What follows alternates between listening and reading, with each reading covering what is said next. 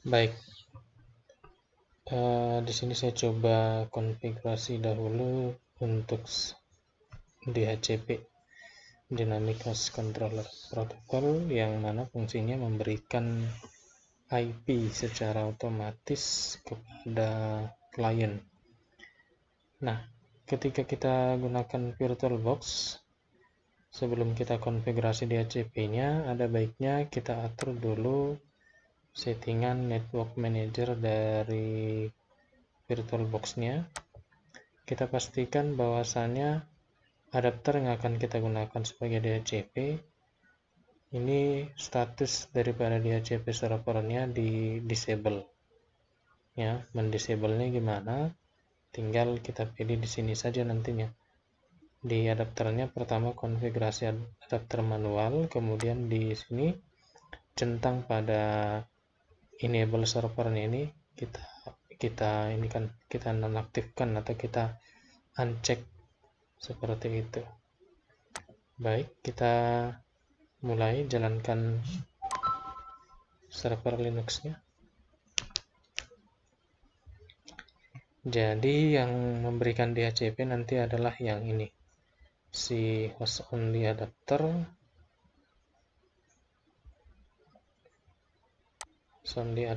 pagar 2 di sini namanya.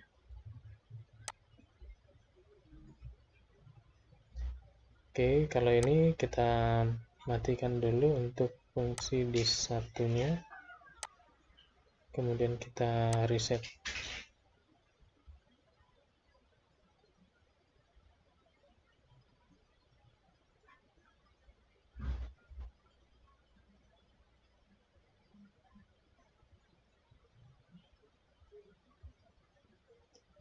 Jadi nanti di klien, ketika IP klien ini kita otomatiskan, ini ya, si VirtualBox host only pagar 2 ini, ketika kita otomatiskan, DHCP-nya nanti berubah menjadi yes, dan dia akan memperoleh IP, subnet mask, gateway, DNS secara otomatis. Jadi ini nanti kita otomatiskan seperti ini. Nah, jadi adapun tahapan daripada konfigurasi DHCP-nya, yang pertama itu nanti kita install paket DHCP-nya, kemudian kita konfigurasi, kemudian kita tentukan konfigurasi interface yang akan memberikan DHCP kepada klien, kemudian kita restart. Dan yang kelima adalah uji coba DHCP-nya. Baik, jadi ini kita loginkan dulu.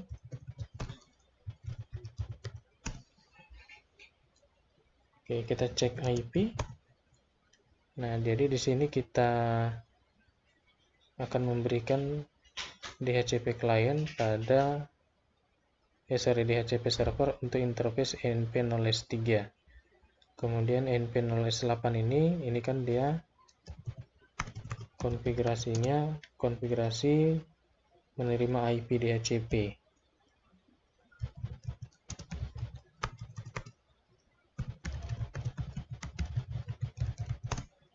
Oke, ini. Jadi berbeda dengan IP yang sebelumnya. Kalau sebelumnya di NPS 8 ini IP-nya adalah 200.100.9. sekian. Sekarang di sini dia 192.168.158. sekian karena saya menggunakan koneksi WiFi yang berbeda. Oke, biar tidak terlalu lama, kita mulai untuk instalasi paket DHCP-nya. Itu apt spasi install spasi isc min DHCP min server spasi min y. Oke, di sini dia butuh disk 2.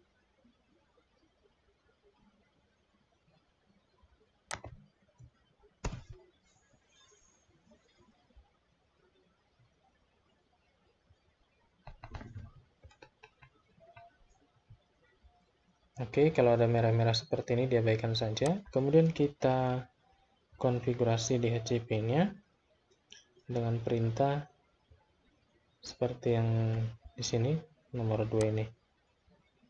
Nah, untuk jaga-jaga ketika kita salah konfigurasi, ada baiknya kita backup dulu file asli daripada DHCP-nya dengan perintah cp/etc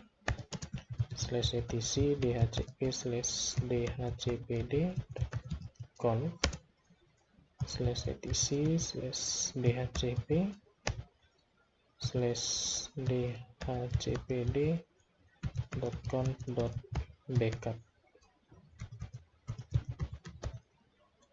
Oke, kita edit nano /etc/dhcp/dhcpd.conf.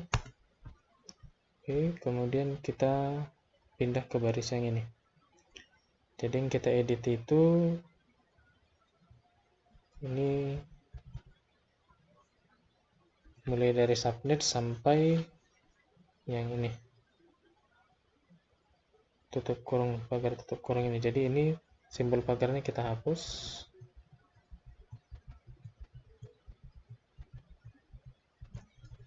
Oke, kemudian di sini kita tentukan subnetnya sesuai dengan IP dari interface np03. Sudah, karena dia pakai IP 192.168.0.1, maka subnetnya di sini adalah 192.168.0. Oke, kemudian netmasknya 255.255.255.0. Nah, kemudian kita tentukan range IP, rentang IP-nya. Ya, karena kita tidak ada perhitungan IP di sini, bisa saja kita buat sesuka hati, bebas ya. Jadi contoh di sini kita buat dia mulai dari 0.50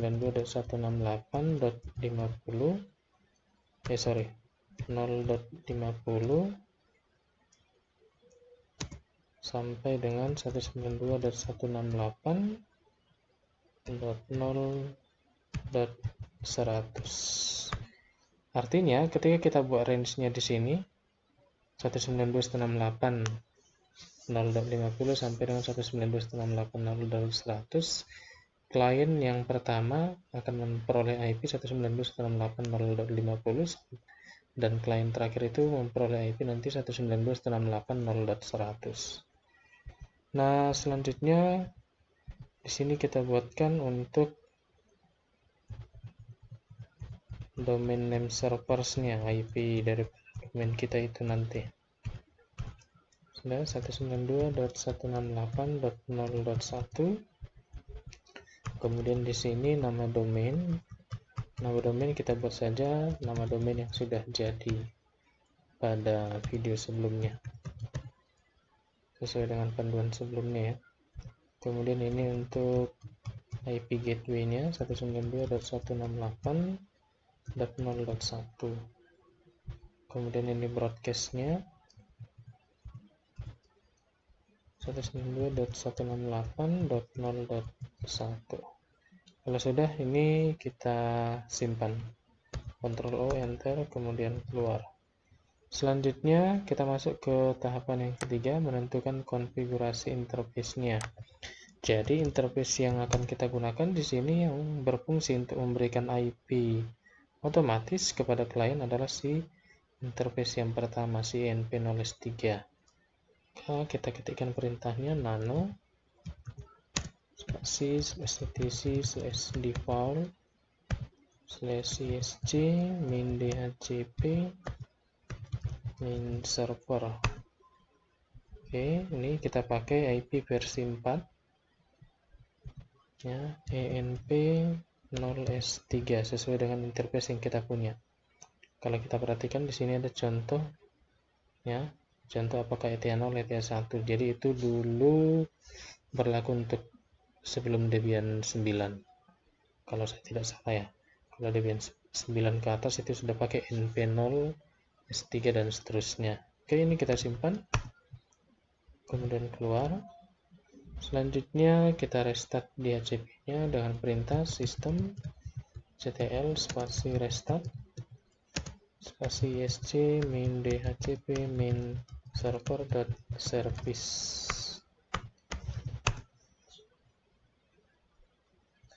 Oke, kalau tidak ada error, kita cek statusnya system.ctl spasi status isc min dhcp min server.service. Oke, ini running. Selanjutnya kita coba di klien. Oke, untuk kliennya kita sesuaikan sesuai dengan interface apa yang digunakan di settingan VirtualBox-nya. Jadi di sini dia adapter pertama pakai virtual pagar 2. Oke, jadi ini ya, nama adapternya sama. Selanjutnya ini kita otomatiskan.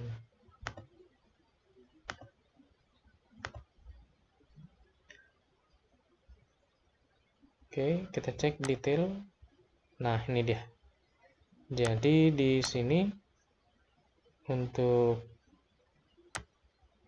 IP-nya tadi, sebentar ya, ini kita close dulu. Oke, kita buka konfigurasi yang ini tadi, yang nomor 2.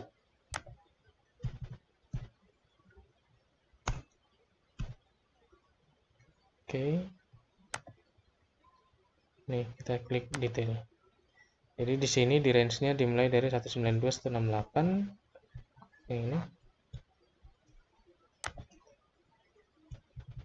192.168.0.50. Maka klien yang pertama kali terkoneksi dia akan memperoleh IP 192.168.0.50. Gateway-nya pada option domain gateway-nya pada ini di option router, kemudian DNS-nya pada option domain name servers-nya. Oke, kemudian kita coba untuk membuka domain yang kemarin, belajar u.local.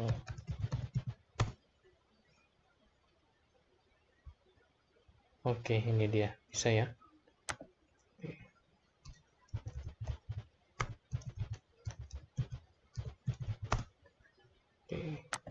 Karena kalau ini DNS-nya tidak diisi, maka nama domain ini tidak akan bisa diakses. Dan tampilan web server standarnya juga tidak tampil kalau IP DNS-nya ini tidak dibuat. Kenapa harus dibuat? Karena kita domainnya ataupun DNS-nya di sini masih bersifat lokal. Kalau sudah online, kita tidak perlu mengisi IP DNS-nya ini. Oke, mungkin seperti itu saja konfigurasi untuk DHCP servernya. Ini saya keluarkan dulu, kemudian saya shutdown. Baik, saya rasa demikian untuk konfigurasi DHCP-nya. Sampai jumpa di konfigurasi SSH yang tertunda dan FTP.